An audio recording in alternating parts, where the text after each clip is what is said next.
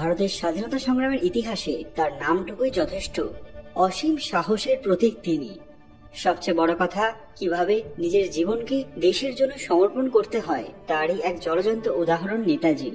কিন্তু যে দেশের জন্য প্রাণ দিলেন, আজ সেই দেশের মানুষই তার মৃত্যুর কারণ জানে না।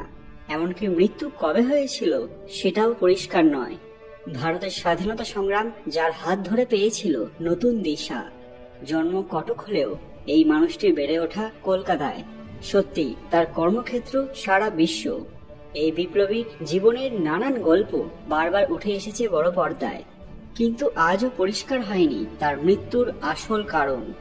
গুগলে তার নাম সার্চ করলেও সেই একটাই তারিখ ভেসে আসে, 1945 সালের 18 অগস্ট। কিন্তু অনেকেই মানেননি এই কথা। আজও দেশবাসী মনে করে সেদিন মৃত্যু হয়নি নেতাজির। পরবর্তী সময়ে গুমনামি বাবা নেতাজি কিনা, শৈলমারির সাধু নেতাজি কিনা, এমন অনেক প্রশ্নই রয়েছে। তার অন্তর্ধান পৃথিবীর সবচেয়ে বড় রহস্যগুলির মধ্যে অন্যতম হয়ে দাঁড়িয়েছে। সাল 1897, কটকে জন্ম হয় সুভাষচন্দ্র বসুর। দেশের মানুষ তার ফিরে আসার অপেক্ষা করে গিয়েছেন, কিন্তু জনসাধারণের সেই স্বপ্ন অধরাই থেকে গিয়েছে। তার মৃত্যুকে নিয়ে এখনো নিশ্চিতভাবে কিছুই বলা যায় না। ঐতিহাসিক লিওনার্ডে গার্ডেনের লিখিত তথ্যের উপর ভিত্তি করে এটা বলা যায়, তাইপের তাইহুকু বিমানবন্দরে দুপুর 2:30 নাগাদ একটি বিমান দুর্ঘটনায় শরীরের প্রায় 90% পুড়ে গিয়েছিল নেতাজির। 3rd ডিগ্রি বার্ন ইনজুরি নিয়ে ভর্তি হয়েছিলেন হাসপাতালে, কিন্তু সেখানেই মৃত্যু হয়েছে তার। এমনকি শাহনওয়াজ কমিশন এবং খোসলা কমিশনের রিপোর্টকে মান্যতা দিয়েছে ভারত সরকার। জানা যায়, ওই বিমান দুর্ঘটনায় যিনি তার শেষ সঙ্গী ছিলেন, তাকে যখন জিজ্ঞাসা করা হয় যে বিমান দুর্ঘটনায় সুভাষচন্দ্র মারা গিয়েছেন নাকি বেঁচে গিয়েছেন, অদ্ভুতভাবে তিনি কোনো উত্তরই দেননি। সারা জীবন নীরবে থেকে গিয়েছেন। অথচ এই মানুষটির উপর বিশ্বাস করেই তিনি ডুবোজাহাজে করে জার্মানি থেকে জাপান উপকূলে এসেছিলেন। এক রহস্যজনক মৃত্যুর সঙ্গে নেতাজির যোগসূত্র পাওয়া যায়। 1965 সালে ভারত পাকিস্তান যুদ্ধের পর 1966 সালে সোভিয়েত ইউনিয়নের তাশখণ্ডে ভারতের প্রধানমন্ত্রী লাল বাহাদুর শাস্ত্রী এবং পাকিস্তানের প্রেসিডেন্ট আইয়ুব খানের মধ্যে এটি চুক্তি স্বাক্ষর হয়। সেদিন রাতেই হোটেলে নিজের কক্ষে মারা যান লাল বাহাদুর শাস্ত্রী। পরবর্তী সময়ে শাস্ত্রীজির স্ত্রী জানান, মৃত্যুর আগে তিনি বাড়িতে কল করেন এবং জানান যে তিনি একজন বিশেষ ব্যক্তির সঙ্গে দেখা করেছেন, যার জন্য গোটা ভারতবর্ষ অপেক্ষা করেছে। তিনি আরো বলেন, পরদিন দেশে ফিরে তিনি জাতিকে সেই চমকপ্রদ উপহার দেবেন, কিন্তু রাতেই মারা যান তিনি। 60-এর দশকে গোটা ভারতবর্ষ নেতাজি ছাড়া আর কারোর জন্য অপেক্ষায় ছিল, এমনটা ভাবার সুযোগ নেই। তবে কি লাল বাহাদুর শাস্ত্রী নেতাজির সঙ্গে 1966 সালে সাক্ষাৎ করেছিলেন? এই প্রশ্নের উত্তর আজও অমীমাংসিত রয়ে গেছে। লাল বাহাদুর শাস্ত্রীর মরদেহ দেখে অনেকেই ধারণা হয়েছিল তার মৃত্যু হয়েছে বিষক্রিয়ায়। অথচ কোনো এক অজ্ঞাত কারণে দেশের প্রধানমন্ত্রীর এরকম অস্বাভাবিক মৃত্যুর পরেও তার মরদেহের কোনো ময়নাতদন্ত না করে খুব দ্রুত সৎকার করে দেওয়া হয়। হোটেল রুম থেকে গায়েব হয়ে যায় শাস্ত্রীজির ডায়েরি। হারিয়ে যান সেই রাতে শাস্ত্রীজির সেবার দায়িত্বে থাকা খানসামা। লাল বাহাদুর শাস্ত্রীর মৃত্যু তদন্তে গঠিত সংসদীয় কমিটির সাক্ষী তার ব্যক্তিগত চিকিৎসক এবং সচিব দুজনেই সড়ক দুর্ঘটনায় আকস্মিকভাবে মারা যান। এর ঠিক পরবর্তী সময়ে সন্ন্যাসীর বেশে সুভাষ বোসের ফিরে আসা নিয়ে 50-এর দশকে শৌলমারি আশ্রম থেকে শুরু করে বিভিন্ন সময়ে নানান দাবি ওঠে।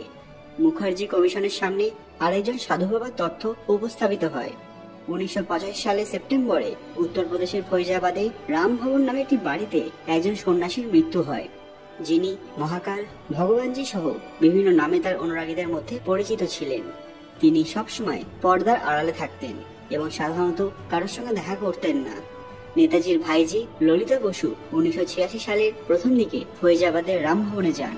সেখানে গিয়ে ঘরের ভেতরে থাকা ভগবানজির ব্যবহৃত সামগ্রী এবং চিঠি, নথি ও অন্যান্য জিনিসগুলো দেখে নিশ্চিত হন সেগুলো তার কাকা অর্থাৎ নেতাজি সুভাষচন্দ্র বসুর। তার আবেদনের পরিপ্রেক্ষিতে আদালতের নির্দেশনা অনুযায়ী রামভবনে থাকা ভগবানজির সব জিনিসপত্র ফৈজাবাদের ট্রেজারি বিভাগে সংরক্ষণ করা হয়। আসুন এই গুমনামি বাবা সম্পর্কে আরো বিস্তারে জেনে নেওয়া যাক। নেতাজির মৃত্যু নিয়ে যেমন রহস্য রয়েছে, তেমনি গুমনামি বাবা কে ছিলেন তা নিয়েও রহস্য আরো বেড়ে চলেছে। 1945 সালে তাইওয়ান বিমান দুর্ঘটনায় তার মৃত্যু কি আদৌ হয়েছিল, নাকি তিনি পরে সন্ন্যাস নিয়ে উত্তরপ্রদেশের ফৈজাবাদের গুমনামি বাবা হয়ে গিয়েছিলেন?